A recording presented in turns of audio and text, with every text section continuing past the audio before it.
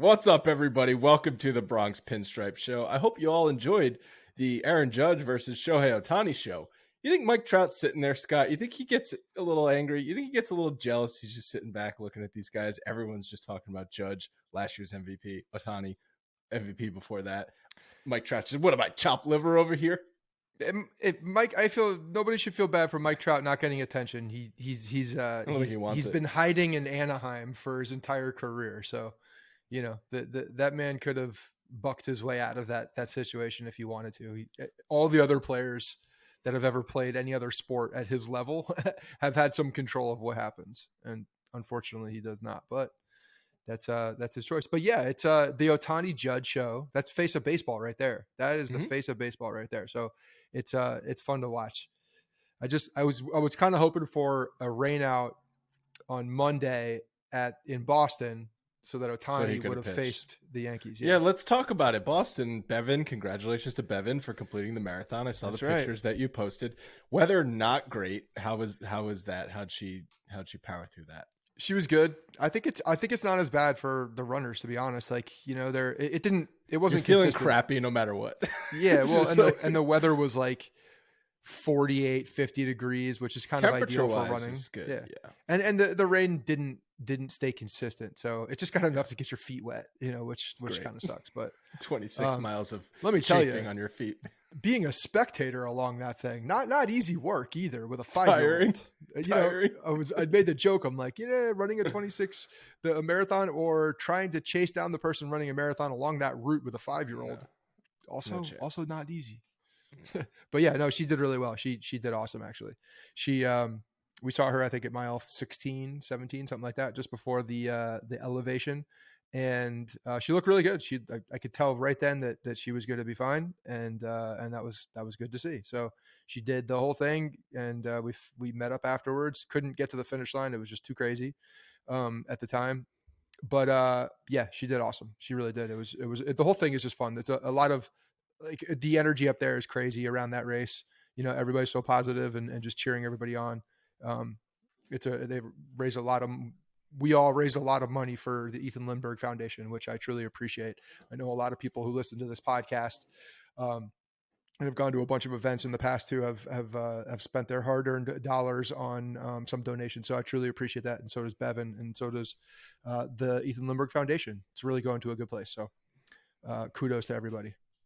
I know in training, you never actually do the full 26 miles, right? Right. You 20, I think, is where they cap it. 20. So what did she say about that extra 6 miles? Like, that's longer than I ever run, right? Like, I'll do maybe 2.5 miles, and you talk about no extra 6 miles. So, well, it's funny because she was talking about the first half of it being the hardest, whereas the second half was easier. Hardest because of, I think, psychologically, honestly. Psychologically, because you're like, I've got so much longer to go. You have so much longer, and then you hit that midpoint, and now you're counting down, right? You're counting down to the end, like, you're getting to that point. So it's like you're chasing every mile at that point, and you're just starting to count down to the end.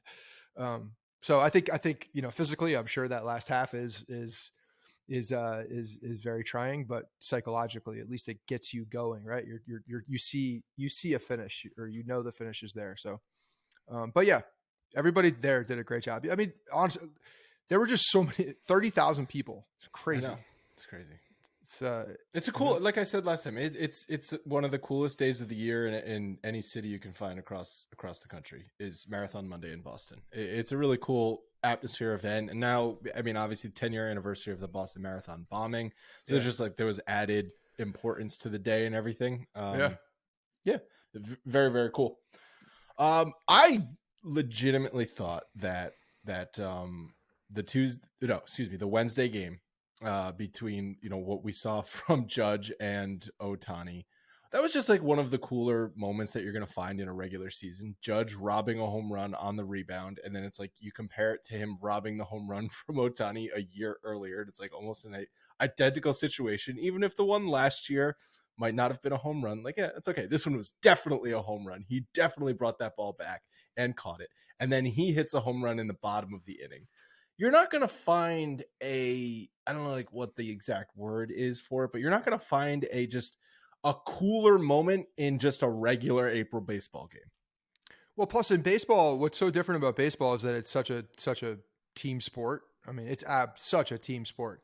And when you have two guys that are larger than life facing off, and then they find each other on the baseball diamond as well, it's crazy. It's crazy how that does happen. You know, they always say the ball will find you, but I mean, when those two guys are up, it's like, you know, the camera goes on both of them, and it's like they're playing one-on-one against each other. So yeah, it's fun. That stuff is great. And when you have such a impact player and an iconic player like Shohei Ohtani, who's you know going to go down in history as one of the more phenomenal athletes in sports, not just baseball, in sports. And then you have Aaron Judge, who's just a massive you know, human being that does things that like 6'2" people, 6 foot people do, like the athleticism of a 6 foot 6'2" person, how he runs and hits the ball. So it's special, definitely. So definitely don't take it for granted when we watch that stuff.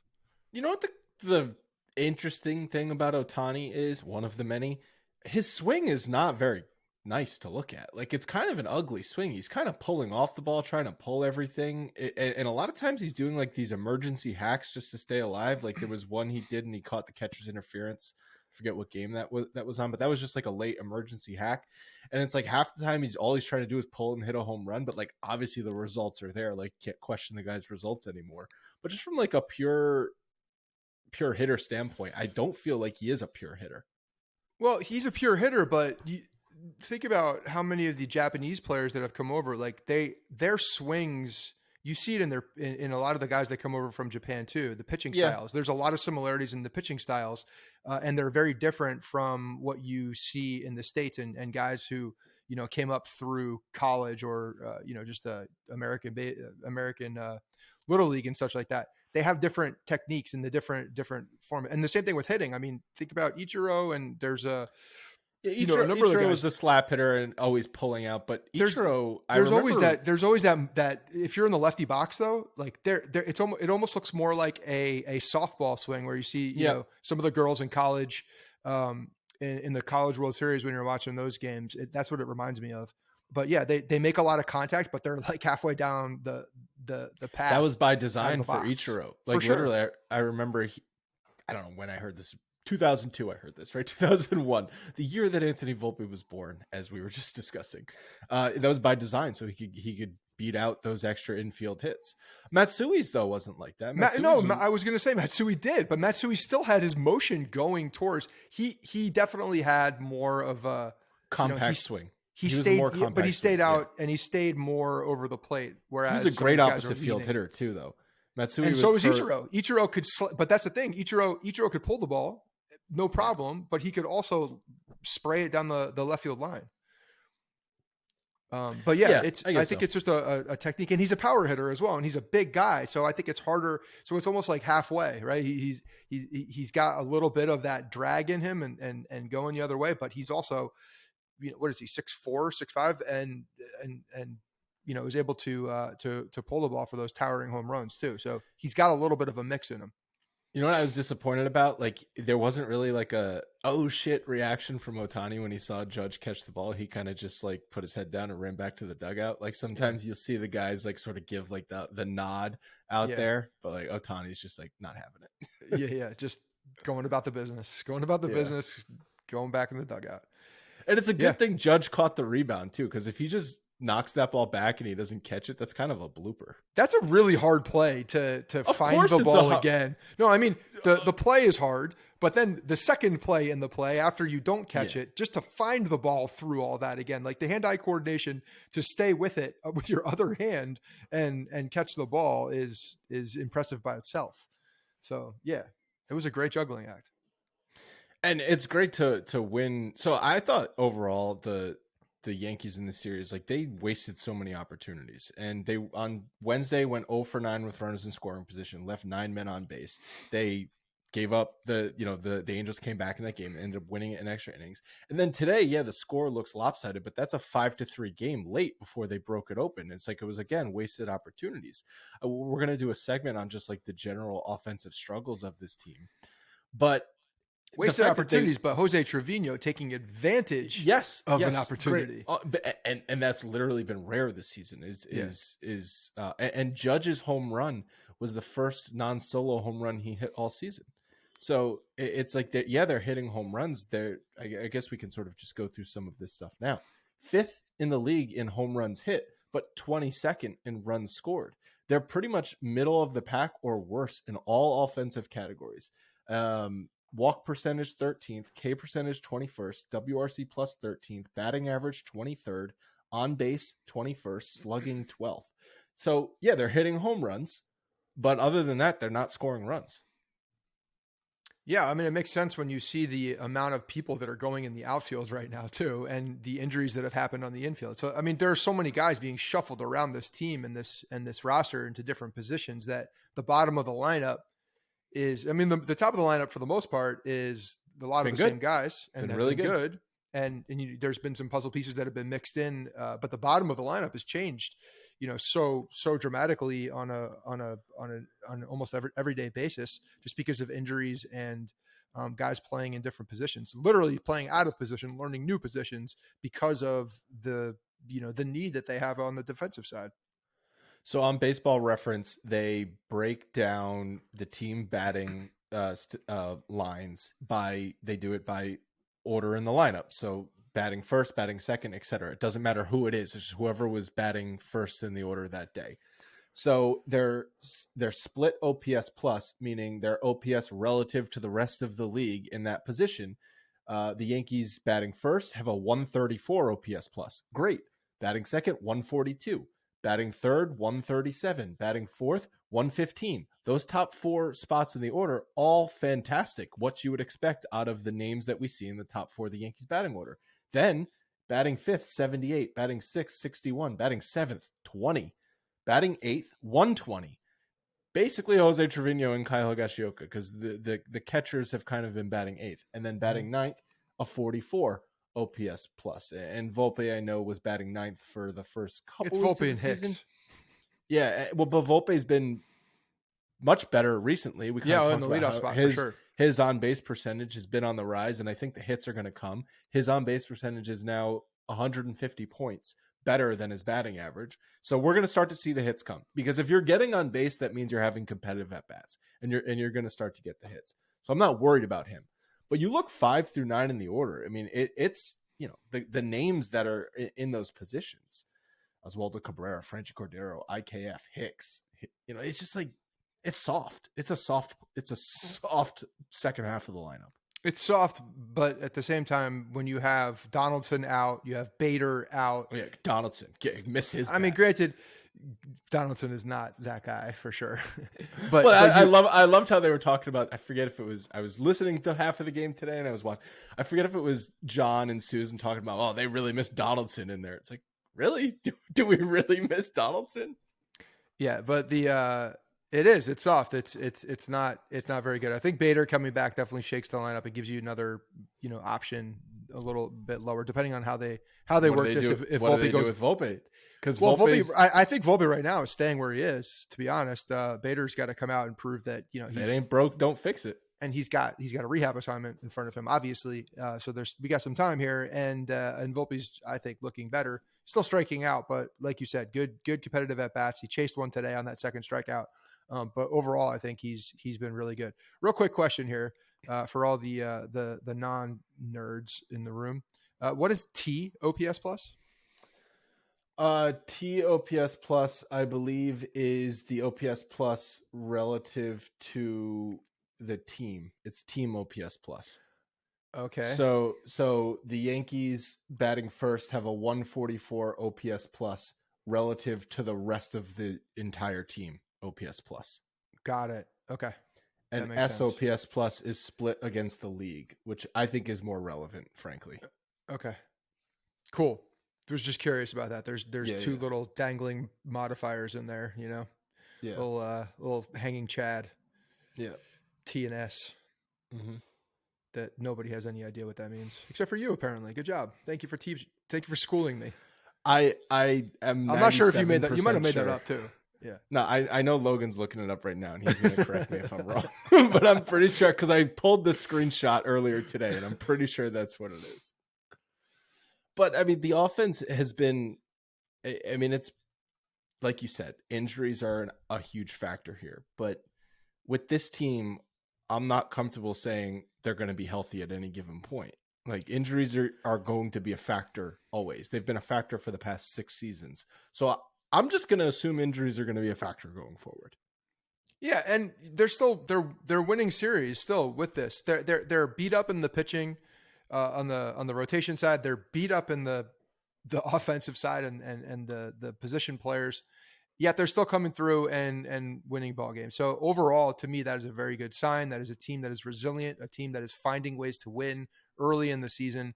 And I think that when you're identifying character traits of a particular team, if you're looking early in the season for that type of thing, this is a good thing. This is a good thing. They're certainly not hitting their stride yet, and they're winning series every time. They're winning series, so that's a good thing. I saw a stat today that they were 10-0 going up against a deciding game in a series, and that's great. That's a really good stat. The only team in the league to still not have lost a series. Yeah, there you go. So to me, that is a giant step forward and a giant positive for rolling out the guys that they're rolling out the bottom half and some of these guys in the rotation. That's good stuff. Logan, please tell me he's so wrong. He's wrong, but I don't understand it. So okay. Damn. I'm like 95% sure we've had this conversation before too. We definitely have. So TOPS plus is OPS for split relative to players' total OPS. Oh, but to the player. How does that apply to a spot in the batting line? Exactly. Thank you. That's what I was thinking too. Because when I was talking, so you know how sometimes you just start a sentence and hope you're going to find it at some way. Just keep going. Just keep going until you find it. There's a bunch of bullshit coming out of my mouth, but I'm going to keep going. I'm committed to it. I was going to say it's to the player, and then I was about to say that. I'm like, but it's a batting order position. So that's why I said team. Well, because T is team, you're just a simpleton, and that's exactly. But TOPS is OPS for split relative to players' total OPS. It's a number greater than 100 indicates this batter did better than usual in this split. Right. That's all. Okay, so that's each person against it, but cumulative for the spot in the lineup. I mean, frankly, whether you're looking at TOPS plus or SOPS plus, the point remains that the top 4 in the batting order for the Yankees have been very productive. Spots 5, 6, and 7 have been awful. Spot 8 has been really good, and spot 9 has been awful. No matter what split, you look at batting average, look at regular OPS, look at hits, no matter what you want to look at. Yes, the point stands for sure. And one of the guys that we were praising for getting off to a good start was Glaber. He won Player of the Week. Didn't he win Player of the Week for the first week of the season, if I'm not mistaken?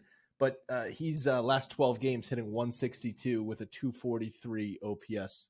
Or excuse me, that's a 243 slugging, 548 OPS. So it really, one for his last 24, including today's game. Really cooled off. They call that a slump, 1 for 24. That would fall in the slump Where's category. the cutoff? Where's the cutoff? 15.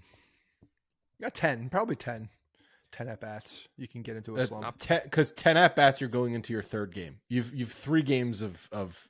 Yeah, I'd say 10 at bats. You can be in a slump if you're like an 0-fer or a 1-fer. And then at what point does a slump stop? Turn into you're just a bad player. Yeah, you just suck. Because like Aaron Hicks has been in a slump since 2018. Yeah, he's a bad player.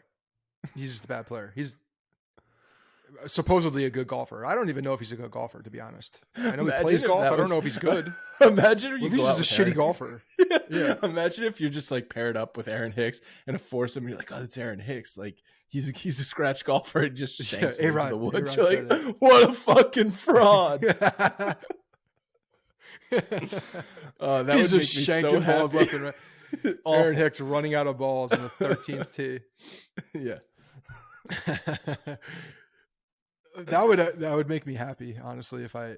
Yeah. So at what? How many at bats before you're not in a slump anymore and you just stink? Yeah, I don't know. You can pretty much tell what a player is, I think, halfway through a season.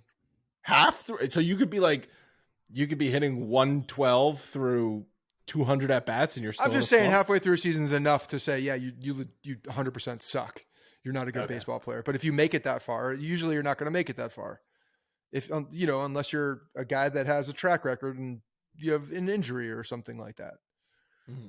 It's like this is where we're looking at with a guy like Josh Donaldson. He's injured, or is he just old now? Yeah, I mean, because Josh Donaldson obviously was an MVP at some point in his career. I'm not saying like, oh, he's just old. Like, this is what happens as players get old, and also guys who has. Let me relate. Let me get real relatable here. Okay, I can still play defense at a pretty high level, even with my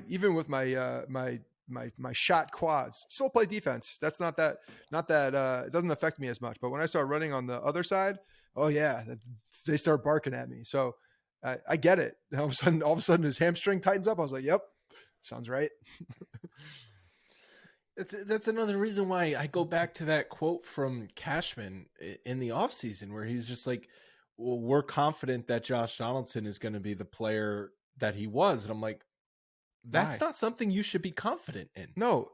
Ever since steroids got exposed, Father Time is back in charge.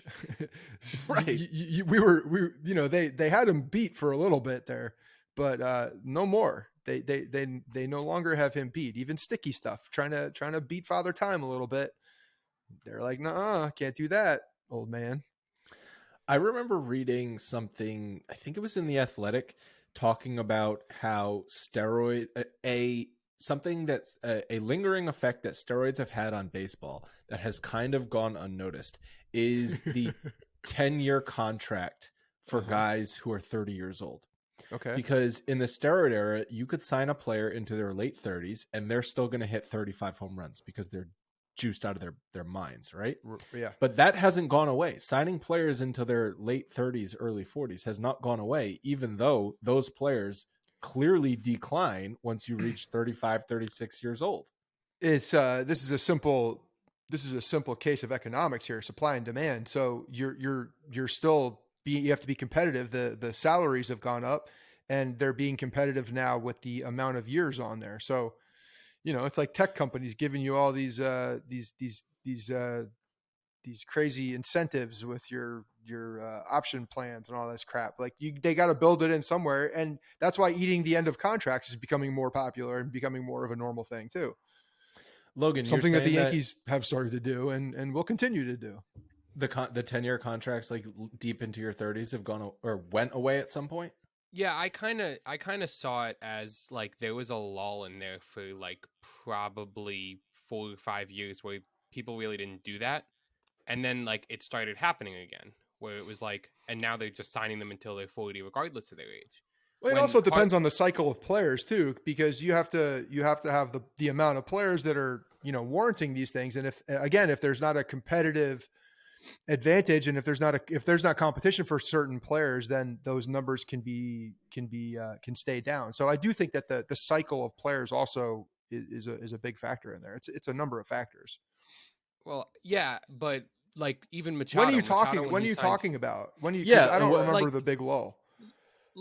Like around the Machado time, give or take a few years. Like Machado was 2018, wasn't he? Machado was 2018. He was, and Bryce Harper signed for like 19 years, 13 years. Bryce Harper, I think, signed through his 38 season. Yeah, Machado and Harper are not good examples. 36.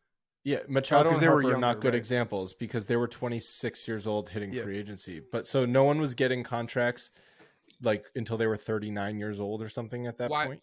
Why aren't they good examples when this past year, like Bogarts got however many years he got until he was 40? No, the contracts are clearly back now. Right. I'm saying Machado. So he's agreeing with you. He's saying that it's not a comp because they were younger. Right. The amount of the term of the contract. I see what you're saying. The term of the contract is still there, right? But they're getting signed earlier. But I see what Logan is saying. That in the 2000. Call it 15 to 18 time frame. Yeah, like who guys got like real 10-year deals? You're at that right. time? There wasn't any. I feel like Cano and Pujols, right? And then it went away, and were like the end, and that was like the 2012. When did Cano sign? 2013 or whatever. Yeah, and then so like 2014, 15 through 18. I guess it didn't really happen. Now that could be because the caliber. Paul players Goldschmidt. When was that? Did he sign a? When was his that first deal that he got that was traded? We're going down a rabbit hole here. Yeah, it's probably not as important as. And I'm sure there's some guys that we're not thinking of. They're a 6-year, $46.5 million deal. With the no, I kind of do agree though. Like I cannot. There's no one coming to the tip of my tongue in that 14 to 18 time frame where I'm like, oh, that's the guy that got that kind of contract. I will say overall now they're attacking guys younger. They're trying to get more control younger so they don't have to be put in that situation at 30. And actually guys, and that's where those opt-outs come in. The opt-out is another piece of this that has changed the type of contract. Rendon was another one. When was Rendon? So Rendon, he's right here 20 that was 2019 2020 season. Yeah. He was after the Nationals. 7 years, 245. That's what I'm doing. I'm looking at the list of biggest contracts, and like they're from like very recently, and then it skips. Like you have Machado and Harper on here. I guess Cole was 9 years, and then then it like A-Rod's on this list. He was 8th. Like that was 2008. Yeah. You know. All right. Well, Scott, I think the contracts have changed a little bit too with the opt-outs. So the opt-outs definitely threw a wrench into the long-term wasn't deals. Jason Hayward like the first guy to get one of those weird opt-out contracts? I don't remember. It was a Boris guy. Boris was putting. I remember us doing a whole thing on Boris and the opt-outs, and it was what was he called? It wasn't the hot stove. He called it something else. Oh yeah, something with Britain's like super opt-in, opt-out, something. Yeah, he called it something. Yeah. Like, oh, we're renaming all the pitches, and now we're renaming the types of contracts. What are we doing? I am getting annoyed with the sweeper. The sweeper's pissing me off. We'll talk about where the hell did Schmidt's this come sweeper from? in a second. We'll talk about his shitty sweeper in a second. But you know what would be a good way for guys to get contracts deeper to their careers? It would be drinking Athletic Greens every day. I had a good day yesterday, Scott, and you know why? Because I got a brand new shipment of Athletic Greens in the mail. They send it to you every month, so you never run out. AG1 is a daily supplement packed with 75 high-quality vitamins, minerals, whole food sourced ingredients, probiotics, and adaptogens to help you start your day right. Was Bevan on the Athletic Greens train to prep for this marathon? Because I feel like whatever her time was, she would have shaved like at least a couple minutes off. Yeah, I'll make sure she hears that. It gives you many benefits. I drink it every day. It supports mental clarity and alertness. It promotes gut health with pre and probiotics, better sleep quality and recovery, and it boosts energy.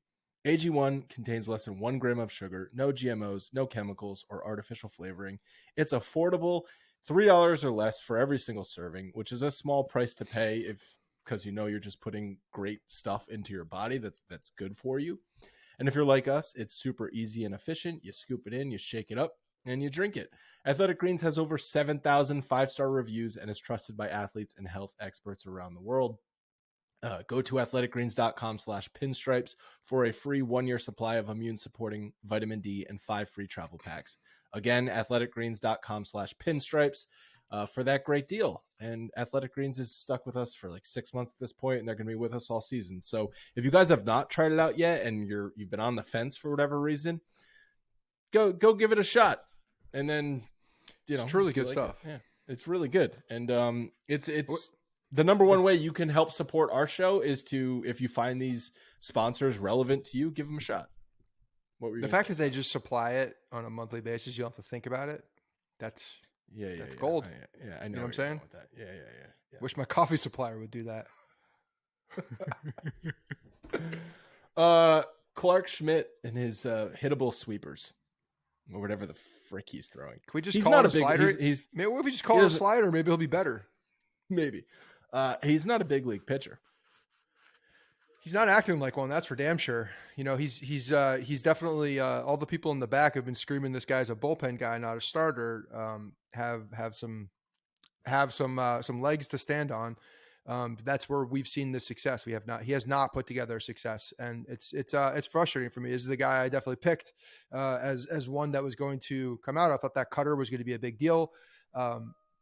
And he's just not executing. He's not pitching well. He's not pitching well. And it's disappointing to see because this is an opportunity that he has in front of him. That's massive. And first round pick coming out, I know he was injured at that point. I think there was a lot of high hopes for him inside the organization as well. And he's just not executing like at all. Maybe he still has. Listen, he could turn things around. And he could be certainly could. A quality starting pitcher. Maybe he's destined for the bullpen. Who's a guy that gets right-handed hitters out. But he is allowed a 1,268 OPS to lefties. It's not good. No, it's really bad. You can't live in the major leagues with that. Like, but you go to the other side. Ilya was making the point before we started here that he's not. He's like a 790 OPS. Not all that great to righties either right now. He's not getting guys out. He's hittable, as we've said in the past. He's been very hittable. He's been around the plate. He's not fooling anybody, and it's a problem for him. So yeah. Yeah, he gave up the homer to Ohtani, which was an absolute missile. He couldn't get out of the fourth inning. I loved also, I think it was Cone on the broadcast, was like, this has been his bugaboo, not getting through the fourth inning. I'm like, that's a pretty bad bugaboo for a starting pitcher, is not being able to get through the fourth inning, Coney. Well, when you're at this point, if Severino is we'll do injury updates in a bit here, but if he's back, knocking on wood, knocking on all the wood, that he does come back, there's going to be a decision to be made as far as who's staying in the rotation and who's not. And Brito and the guy that we're talking about right now that I'm completely blanking on his name because I'm having a seizure Schmidt. You couldn't Clark Schmidt is they're going to be competing for that last spot. Brito, yes, he's done well, but still, really not getting the depth that you need from a guy. He just got shelled 2 starts ago. Still also, not giving very much depth. So they do have a decision. And now he's competing essentially for that last spot to stay in the rotation because, they could put him in the bullpen, but now you don't, if you do that, you're losing a starting pitcher essentially because you're not going to keep him stretched out unless you get tricky with the side work and all of that. And he's throwing out of the bullpen. Or if he's a swing guy, you can still stretch him out for a decent amount, but you're losing a starting pitcher at that point, essentially. I understand Severino is not back yet, but let's play the game. Severino is ready to come back this weekend. Who's coming out of the rotation? I mean, I think it's Brito. I think that Schmidt stays in there, but we were talking about this earlier, and Ilya had a good point. Getting him being sent down to work on the things that he needs to work on in Scranton probably isn't the worst thing for him right now, to be honest. Yeah. Because, I think that of the 2 guys, they do want to keep them stretched out. I don't think that they really need Schmidt in the bullpen right now. So I really don't think that's the move. So I would one of them would go down and stay stretched out. And yeah, if you want to demote him, he's got an option left. Send a message. He's got to go work on some things to come back up. It's not acceptable. The performance that's happening. I don't mind that. Because I think it's a humbling move. I mean, frankly, the only reason he's still in the rotation is because they have no one else to turn to right now. There's injuries. Right. Not taking advantage of your opportunity. So it makes sense. And either way, one of them's going to get sent down. I know Brito had a first couple good games. He didn't look great in Wednesday's game. I'm not even saying like he's earned his spot in the rotation. It's just he has pitched better than Clark Schmidt, regardless of that one game against Minnesota. He couldn't get out of the first inning. But like, I'm not clamoring for Johnny Brito to stay in the rotation either. It's like that said 2 starts ago, not this last start, but the one before that, where Schmidt got done dirty by the guy Aaron Hicks, the fake scratch golfer. Was that Cleveland? That was Cleveland. Yeah, it was 2 starts ago, and that I think that the line on that it looks very different. If someone catches a ball in center field, we could see him in the 6th inning with a pretty decent line, a quote unquote quality start, if you will. And, maybe that changes some things for him. I don't know. That's not really an excuse. Come back and pitch well this last time, and he didn't do it. So I'm not going to sit here and defend the guy that's not doing the job. That's a great segue because we were at that point talking about catch probability on those plays for Aaron Hicks. Yeah. And then we were comparing it to IKF's like diving plays today. And the catch probability on the first one was 99% and on the second one was 80%. And it's because he just got bad jumps on the ball. And one guy's a center fielder. The other guy's playing for the guy that was a center fielder because he sucks. The other guy's a Gold Glove third baseman who they acquired to be a shortstop and now is playing center field. Yeah. Which kudos to him. He's doing what he needs to do. And yeah, he's catching the balls. It's a little ugly. He's catching the balls. It looks great at the end. That's right. It's like dive and catch. That's all you see. The highlights aren't showing that. I know web gems don't exist anymore, but that's a web gem right there. Baseball Tonight showing that as a web gem. Not the first step. They're not showing that first step. They're showing stats could really, just ruin some things. It's like, I'm sure if advanced analytics existed in the web gem era, half of them would just be erased by like, he just took a bad route to the ball, and that's an easy catch for anyone else. Well, and for him, if he just took the correct route to the ball as well. Yeah. But no, it's the sun was brutal today, dude. Sun was brutal. Where's the sun factor into the catch probability, nerds? Good question. I don't know. Anything else you want to touch on from the games? Well, I thought there was some good things. I thought there were some good things today. I thought Nestor Cortes pitched well. Again, this is a guy that just fights through things, doesn't have his greatest stuff in the world, but he pushes through. He's such a pro. I love Nestor. Nestor's just is becoming one of my favorite Yankee guys. Just 'cause I love seeing a guy out there who looks like everybody else and is just executing at a very high level. And shout out to Trevino, man. That was a big at bat. That inning could have been very different. They were scoring basically because of walks. And Trevino made it hurt. And that's what you have to do in that situation. So kudos to him. They had a guy on the ropes and he took him out, and what was it? Sandoval went into the fourth inning, got pulled, pitch count was up. So really, put them in a very good position, obviously in the first inning, and took advantage of what was given to them. And that's what they have to do. And that's what we're talking about. The offense, by leaving all these guys on base, is not taking advantage of the things that are in front of them. And yet they're still winning. So good stuff from Trevino too. A couple of other notes from the series that I wrote down. Judge's 50-game on-base streak ended. So pour one out for that. On Tuesday's game, I wrote down something that Hicks was almost thrown out going to third on a sac fly. And it's when the Yankees were trying to get back in the game. And he was tagging up on a ball, I think it was to center field, to go to third, even though there was now 2 outs in the inning. And he was nearly thrown out and almost ran them out of the inning. He was safe, so it's, kind of went unnoticed. But it's like, Hicks, if you're going to be, you can't be doing that if you're already like barely hanging on to this roster. Like, you can't be almost running the Yankees out of innings. Yeah, you could also go to the other side and say this guy's looking for some aggressive. There's no move, value in getting to third base there. In that situation. If you spike a ball, there is. There's no value. No, for the most part, there's not very much value. No, not very much value. Some injury updates, and they're quite lengthy. Stanton expected to miss 4 to 6 weeks, although today on the broadcast they said 2 months, so he's going to be out a long time. He said, "The team relies on me, and I can't have this continue to happen and put us in a tough spot we weren't prepared for. It's my duty and responsibility to be out there." Once again, saying all the right things. Once again, body not cooperating. Yeah, what do you do there as a fan? It's frustrating because obviously this guy is such an impact player to be out there, and he's saying all the right things. So it's very difficult to be angry at him. Where the body's just not cooperating. The body's not cooperating. That's it. I don't know what more to say about that. They're gonna take their time with him as they have in the past. He's probably gonna play less time in the field when he's back. But again, him coming back 4 to 6 weeks, 2 months, it's a long time away.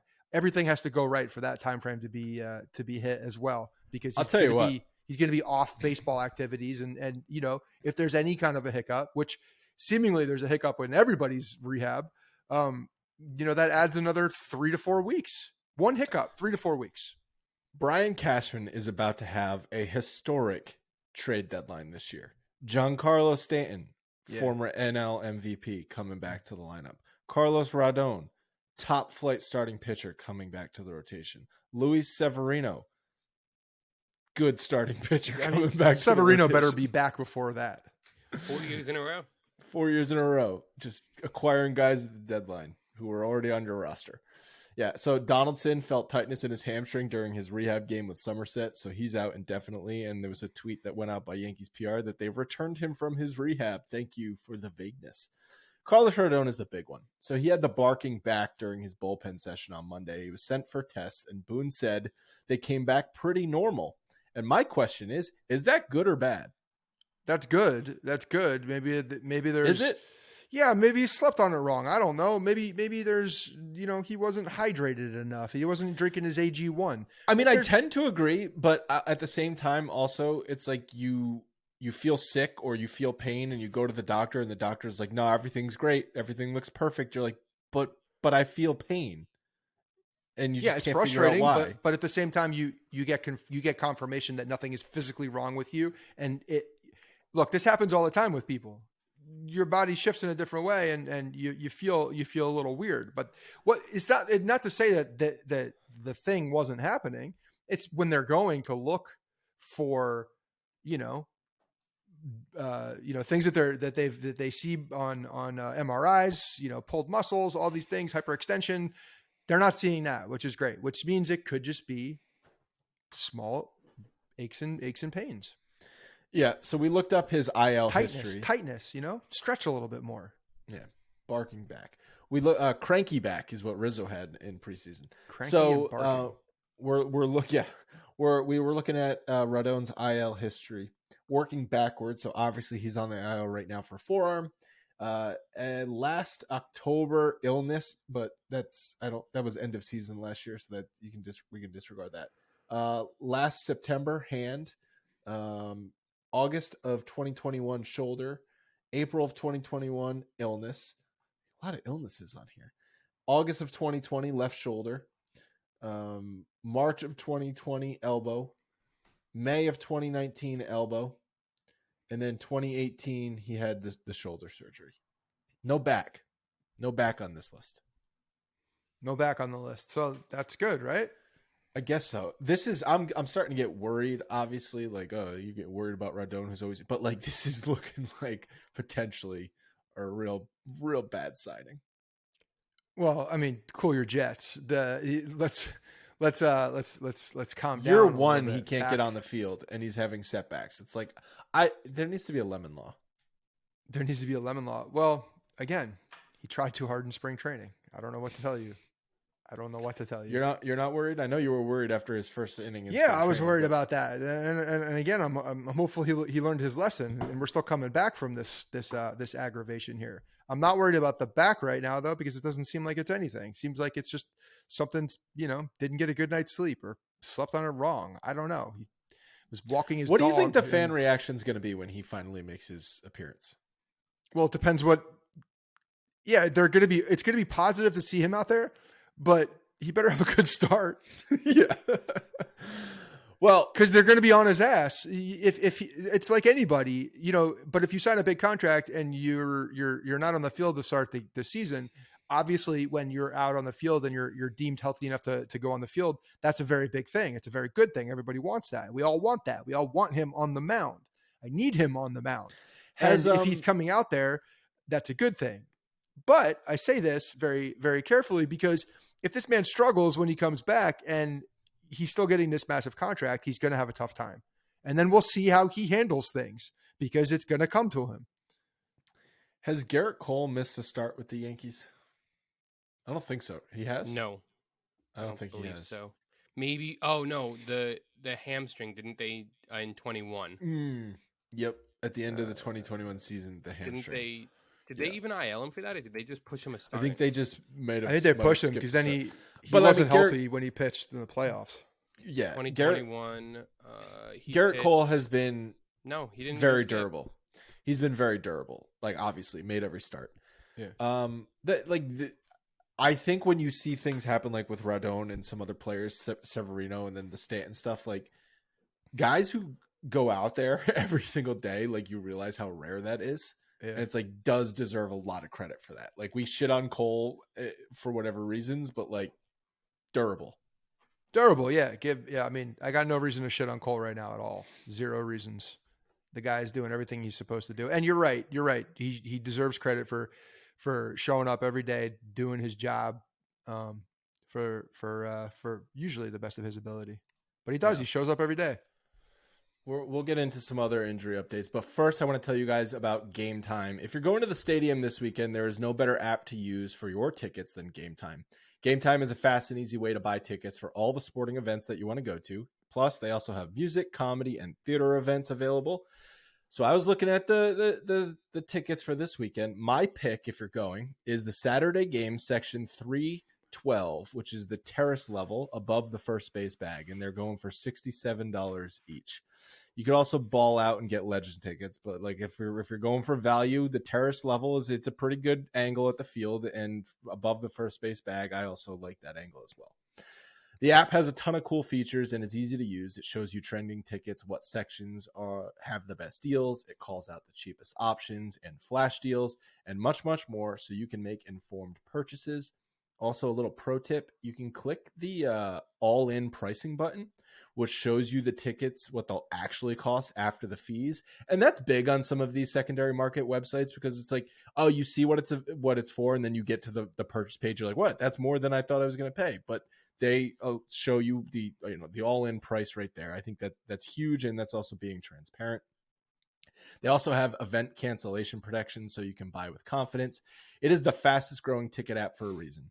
You get images of your seats before you buy, so you know exactly what to expect. The buying process is super fast. It's just 2 taps and you're done. And tickets are sent directly to your phone, so you never have to dig through your emails to find them. Snag tickets today without stress with Game Time. Download the Game Time app, create an account, and use code BRONX for $20 off your first purchase. Terms apply. Again, download the app, create an account, and use code BRONX for $20 off your first purchase. Download Game Time today. Last minute tickets, lowest price guaranteed. Thank you to Game Time for sponsoring today's episode. We mentioned Sevy briefly, but Boone said he looked really good in his bullpen session. And next step is going to Tampa to throw more bullpen sessions and then some rehab games. So Severino seems to be progressing and back sooner than later, hopefully. Yeah. Again, let's just keep our fingers crossed that he progresses well, because, again, any setback, especially for a pitcher, especially for Severino, at least a month. Yeah. At least a month. Bader is going to start his rehab assignment tomorrow. Loaizaga should begin throwing program later this week, and Canely and Trevino are throwing but don't seem to be deep into their programs yet. Canely was on the is now on the 60-day IL anyway. There's a lot of guys hurt. It's a lot of pretty significant names that are injured right now. Mm-hmm. So the fact, again, let's just get back to the fact that they keep winning series, and they are where they are right now without the amount of names that we have. Is pretty impressive. I agree with you. But at the same time, I look at the list of guys on the IL, and I'm like, with what certainty can you say they're going to be healthy? Stanton, Rodon, Donaldson, Severino. Like, none of these guys you can just say, yeah. Can we get a Jason Dominguez update? Can we get a Jason Dominguez update? Just eyeing that left field spot? That's my transition to the Kole Calhoun transaction. Dominguez hit a home run yesterday, the day before. He also put on another 25 pounds of muscle. Good for him. Good for him. He is now wider than he is tall. That's not true. But it's all muscle. That's okay. I just heard I was at work where we had a conversation. Chris was talking to Jordan Palmer, talking about the Will Levis kid, the Kentucky quarterback, and how not worried about the strength at all. Not worried about the putting on the muscle. Not worried about the weight room things. As long as there's flexibility in the hips, flexibility in the upper torso. And I think it's similar when you're looking at a guy like Jason Dominguez. He likes to pick things up and put them down. It's all right. He's still staying flexible and keeps that whip action going on in the upper body. I think he's just fine. As long as he doesn't follow the Stanton route. Yeah, it's no problem. He's not been hitting well in AA. 088 batting average, 470 OPS for Dominguez in AA. Not what you're looking for. Not what you're looking for. Slow starter. Mm-hmm. Again, just going to another level. We've seen this in the past. Judge, no problem. He's going to have to make that adjustment. He had a fun spring training, but we all have to be realistic about his timetable. I mean, well, we can talk about it later in the season. That's when we'll see. If he makes the adjustment to AA, then we're saying different things. If he gets hot in AA and starts hitting in AA, okay, yeah. Okay. That very well can happen. I mean, there's plenty of people that have started very slow when they've moved up a level, especially getting into AA, which is one of the bigger transitions. Slow started, made the adjustments, and now is then hits with more consistency. So, what do you make of this Kole Calhoun minor league deal? Just depth. It's just a depth insurance. He's 35 years old. It's a depth. It's a depth. They were playing the Angels, so maybe it was like a Jets-Patriots move, trying to get some intel. Was it Danny Woodhead? Danny Woodcock. Yeah. Danny Woodcock. Yeah. It was like whoever the backup tight end was, or like the fourth string tight end, would change teams every time they'd play. That's such a Belichick move too. Is he would always sign like someone off the practice squad from. And then the Jets would do it too, even though they didn't know what they were doing with that player. They would just do it anyway. They're like, "Oh, Belichick does this, so we'll just do it too." Some notes from around the league. Madison Bumgarner DFA'd by the Diamondbacks. He's somehow only 33 years old, because I would have guessed he's That's at least crazy. 38 years old. Yeah. He's owed $20 million for the rest of this year and then $14 million for next year, but no one's going to trade for him because no one's going to pay that. He's been terrible. But do you see what happens here? This is I love this. I love this so much. They're eating the contract. This is the Arizona Diamondbacks, okay? Can we please get Aaron Hicks off his team? Look what just happened. All right. Madison Bumgarner at least has a resume where he could be like, you got to respect this man. You're right. Again, it's not helping the case for Mr. No, I know. Fake scratch golfer. The precedent for eating contracts at the end when a guy is bad, I love it. I absolutely love it. It makes me happy because I know that the Yankees are going to sign these guys. And if we're okay with eating it at the end, who gives a shit? If they're okay with eating it, who gives a shit? It's a net positive when you remove the person from the team. And I could see Bumgarner being a big pain in the ass in the clubhouse too, probably. Do you think the Hicks thing is more about the total dollars left or the years left? Because it's 3 Who cares? Years. Why does that matter? I'm not saying it should. It doesn't. It's a total dollar amount. Who cares how many? Whether it's 1 year at 50 or 5 years and 50, who cares? It's $50 million. No, it does. I think it does matter though for luxury tax purposes. Well, his number's not big enough to care. It's $10 million a year, isn't it? It's not nothing. It's not nothing. But he is nothing. He is nothing. Okay, well, the question is, do the Yankees take a flyer on Madison Bumgarner? Because he'll clear waivers. Arizona's paying the contract. You sign him for league minimum, $700K. I mean, he's been god-awful. So why not? I mean, that's a glowing recommendation. His ERA this year. His ERA this year is like Clark 10. Schmidt. He's been worse than Clark Schmidt. That's not good. No, not good. No, I don't think we need. Although he's one of those guys that I could see just like, new environment. So maybe he's classic, not trying. This is classic. Like, you sign Madison Bumgarner. He has one good start, and everyone's like, "Oh, he's back," and then you're like, "No, he does stink still." Yeah, I mean, league minimum. So I'm fully aware he sucks at this point, and I don't think he's going to be good. I can't believe he's only 33. I can't either. I don't think a change of scenery is going to solve anything, all of that. Having said all that, I would entertain signing him as a flyer. It's a 1 in a million lottery ticket, right? Because if he can reclaim 50% of 3 years ago Madison Bumgarner, that's a back of the rotation arm. But he's so bad that they owe this much money to him, and they're not a good team. I mean, he's probably just clogging up a roster spot at this point for a young guy, and that's what they're looking at. I guess. I mean, but if you're the Yankees and you have Rodon coming back sometime midseason, you've got Severino hopefully coming back next month, but like, who knows with him? And then you're currently dealing with Johnny Brito and Clark Schmidt in the rotation, who you don't even really want in the rotation, and Domingo Germán, who is not a sure thing either. It's like you need bodies. You need depth in that rotation. This rotation has no depth right now. It does allow you to put a guy in there that has a name, and you have other guys with sell options. some Madison Bumgarner jerseys next to the Ohtani jersey that was in the shop, the Yankee Stadium. Yeah, cool. So, yeah. I mean, I don't know. Why not? It's interesting. I do think it's interesting they ate the money too, because there's something else going on there. Maybe. Mad Max Scherzer ejected for sticky substances. Did you watch the clip of him just like absolutely flipping out? Oh, yeah. Good stuff.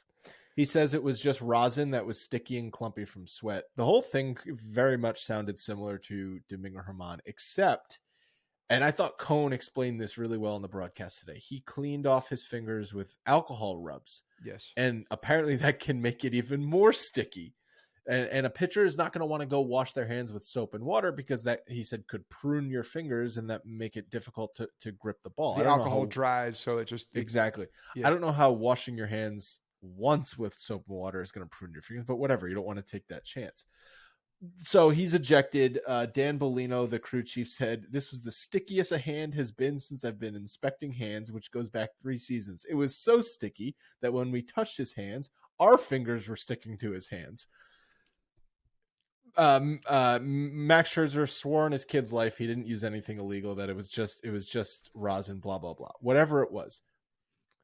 If rosin can get to a level that's too sticky that you're going to be ejected from a game, then there's a rosin problem in Major League Baseball, and you need to fix that. I got a conspiracy theory. You want to hear it? Of course. Okay. You know, they were... this is actually... already happened a little bit, but I'm wondering what the different thing is today. I can't think of his name. My brain is not working today. He played for the Red Sox and he had the suntan lotion. I can see his face. Buchholz. Thank you. Clay Buchholz. So Bullfrog. Bullfrog. Right. All right. So it looked like he took a shower on like a 30-degree October night. Okay, so we got sweat and rosin, right? These are two things that are allowed in the game, that you can use the rosin bag. Sweat is sweat. You're off the mound. You can go to your mouth. You can go to your head. You could do those things, right? What if there's something that they're putting in their hair that makes them sweat? So it doesn't make them sweat, but when the sweat drips, it becomes something different that has a chemical reaction with the rosin. And I'm sure today you can make this, whatever this topical thing is, or some type of lotion of sorts that you're putting into your hair so that when you're sweating, it's now not just a sweaty, salty thing. It's sweaty, salty, and some other thing that creates a chemical reaction that's unscented, you can't see it. It looks like water. You don't think that exists? I promise you that exists. Yeah, well, I'm just saying, what if that's something? Because you are literally just sweating and literally just using the rosin. Of course. So you're saying, hold on, your conspiracy theory is that Major League Baseball players are finding new ways to cheat? Yes, that's exactly it. I'm just calling out the exact way that they're doing it. Yeah. Great. Because it's pretty smart. You and the fake moon landing guys should get together. So just take away rosin. Don't let them use it anymore. You have to. Why? Because the sweat, especially on the hot days, if you're sweaty and you're getting too sweaty, then it becomes a liability for the guy in the box who's dealing with a guy that throws 100 miles an hour. Use a towel. You could have a towel out there. But then they'll just put sticky shit in the towel. So you need a designated towel umpire. You need a towel who manages the towels. So they know there's no shady business going on with the towel. Because here's the thing. What happens when they get to that guy? Right. Pay him off. Banning rosin sounds stupid, but at the same time, no matter what rules Major League Baseball puts in place, the players find ways to skirt it. Yeah. And so at a certain point, you have to either take everything away or just let them cheat. I don't know what to tell you. If it's rosin and sweat, he's got the greatest point in the world. There's no reason why. And the umpire, same guy who's thrown out 3 guys this year, right? Same dude. Same umpire. I mean, it's the Major League Baseball is making a point of this. Just same way with the balks, like same umpire. Wandy getting called for the balk. All 3 though, same umpire. I'm just saying, same umpire. All 3 this year. One umpire. He's got a vendetta. Yeah, he's got a me syndrome. He's like Look Ed at me. Hockley. Look at me. Look at me. He's the Ed Hockley of Major League Baseball. Yeah. So there's if it's just Sweat and rosin, then I don't know how the umpire is supposed to come out there and say, yeah, that's just Sweat and rosin. How are they supposed to say that? How are they supposed to know that? How are they supposed to know that? So apparently the umpire, it's too gray. It's too gray because if you get something that looks like the substance when rosin and sweat are mixed, and it doesn't have an odor, it doesn't smell any different, then how is an umpire supposed to know? So they're just going off the tackiness. One thing that Scherzer said is that they told me about this, and then I came back out for the next inning, and that's when they checked me again, and I'd have to be crazy to continue doing something after they already warned me. And he is right about that. Yes. But if the umpires are taking it on themselves to make a guy clean off his hand, I said the same thing with Domingo Germán. It's like the umpire needs to go and like watch him wash his hand or something like that. Like, don't let him use the alcohol rub. That's so ridiculous though, because they touched his hands afterwards and he gave him his glove back and he was fine. And then he went back out with everything cleaned off, went back, had the rosin, and now we have a situation. We're going to continue to talk about players finding new ways to cheat the rules until they. There's also a very good possibility that he didn't, and that it literally is just sweat and rosin, and it creates. Do you think it's just sweat and rosin? Do you think Domingo Germán wasn't doing anything shady? I don't know. He was just using a rosin bag. I'm sure that there's something going on. The alcohol exactly. thing is You said. I saw a tweet at some point too with someone who's in the radio business who talks to guys that there's alcohol on people's pants. So when they're coming off and you heard this from multiple people coming off the mound, every time when they go to check, they're wiping their hand on the pants to get the whatever it is on their hands off. Why do you think CeCe used to rub his left pant leg every single time before he pitched? This has been happening forever with baseball. The guys are trying to get a better grip on a baseball forever and ever and ever and ever. What's up, Logan? So it's I don't know if this means it's less of a gray area than we think, but Max Scherzer, as of 10 seconds ago, dropped his appeal because he doesn't think he could win. So yeah, but that doesn't mean he didn't do that doesn't mean he did something wrong either. It doesn't mean he did something wrong. You can't prove that he didn't. Exactly. I guess. I don't know what you're supposed to do. He was appealing because he was saying I didn't do anything illegal, and then in the rule book it says that rosin can be an illegal substance, which is why it's crazy that they just let them use rosin. It does. It does describe, but it is to the umpire's discretion. The rule goes something along the lines of like it can't be an excess that the umpire thinks is too much. Yeah. Okay. So then you have a discretion. And that's where that's when they're going to bring in robots. Yeah, how are the robot umpires going to police the rosin situation? They'll figure it out. They will. They'll take a sample and then test the sample right then and there on the field within 3 seconds, and say too much, too little, all good, no good. That's it. Oh, well, this is speaking of illegal substances. Yankees are facing Yusei Kikuchi on Friday night against Toronto. Remember, just like he had the glob of pine tar under his hat, same way Pineda had it on his neck. So 3 against the Blue Jays, Friday, Saturday, Sunday. Manoah off to a really bad start. Has had one good outing, but the rest ever since he started talking shit about Garrett Cole, right? Well, no, he talked shit about Garrett Cole like mid last season, right? Yeah, look at his numbers since then. So he had a bad second half last year. I don't remember that. Yeah, he's not been great since. Pretty sure it's since that. I'm hearing and seeing things. I don't remember where I see or heard, but Matt Chapman off to a fantastic start, hitting just under 400 so far this season. I got one more thing I want to talk about.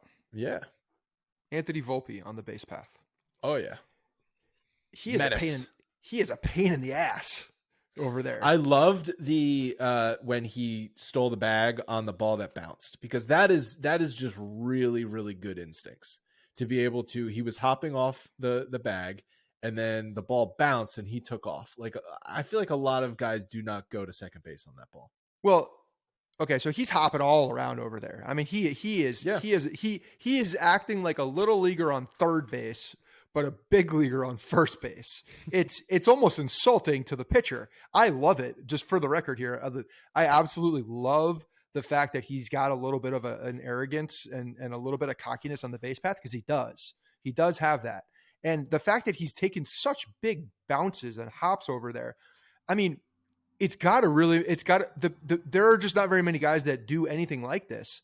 I can't remember a Yankees player that has bounced around like this. I mean, God damn, if Brett Gardner had the instincts that this kid did on the base path, we would see Ricky Henderson like numbers with that straight line speed. How much of this do you think is that Volpe has played in the minors with the pitch clock? And so he that's possible. Yeah, I didn't think about that. Because Major League Baseball players have not played with the pitch clocks, and stolen bases have been stripped from the big leagues for years now. So it's like you just stand, you take your 3 steps off first base and you walk back. That's all you do. But Volpe has played in leagues that have the pitch clock, and so he's been able to experiment with what I can get away with and what I can't get away with. Yeah, it might be a factor.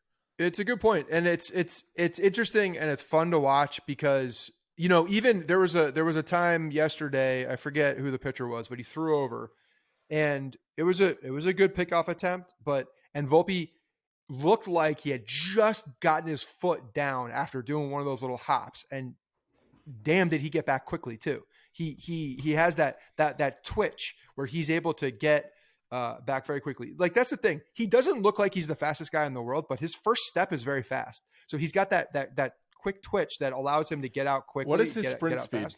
Do we know what his sprint speed is? It's got to be like, it can't be top of the league. It doesn't look like he's that fast. You just look at him. He doesn't look like he's a speed guy. He doesn't have the body of a speed guy. Sprint speed 84th percentile, which is very good. Very good, but not elite. It's pretty elite. I'd say that because of his instincts in that first step, it becomes much, much higher because he's there. It's like a guy, who has a fastball that jumps on you because it's this, a little bit of a deception, but it's a 94-mile-an-hour fastball. Anyway, I just wanted to call that out because I think he's a breath of fresh air to watch on the base path. It's a lot of fun, and I love it, and I hope he keeps up. He's going to get nabbed one of these times, and I'm sure he's driving some of these pitchers a little crazy. Because can you remember anybody, not just on the Yankees, like bouncing around like he does over there? No, because it's got to drive them nuts. It's been taken out of the game. I know, but it's interesting. It's really interesting, and I'm curious as to how pitchers react to that as the season goes on. I'm trying to look up in real time like other players I know are really fast and what their sprint speed is. Jorge Mateo, 99th percentile. I have it right here, Andrew, if you want it. Yeah. Who do you have anybody in mind that you? Yeah. He's one of them. Like who's he comparable? Who's Volpe comparable to in the 84th percentile? IKF. Is that what's IKF? Christian Yelich. What is IKF? I wonder if he has enough. He probably doesn't have enough. He probably doesn't have enough. Kiner Falefa, 104th in baseball, 27.6 feet per second. Volpe's 28.2. What's his percentile? I bet they're close. Nice. 60, nice. Okay. Well, he's got that going for him. Volpe's around like guys like Christian Yelich, Ha-Sung Kim, CJ Abrams, Nick Ahmed. He's not okay. So maybe it's not like the elite of the elite, but it's that's what I'm saying. It's very good. It's Hernandez. Yeah, these Andrew McCutcheon. There's a lot of guys in that area. Yeah, but his first step, and his twitch off back to the bag and the other way, and he takes aggressive secondary leads too. And that's his aggressive secondary lead is the reason why he's able to take, advance when he sees anything in the dirt. You want him doing come all in this handy with Judge at the plate?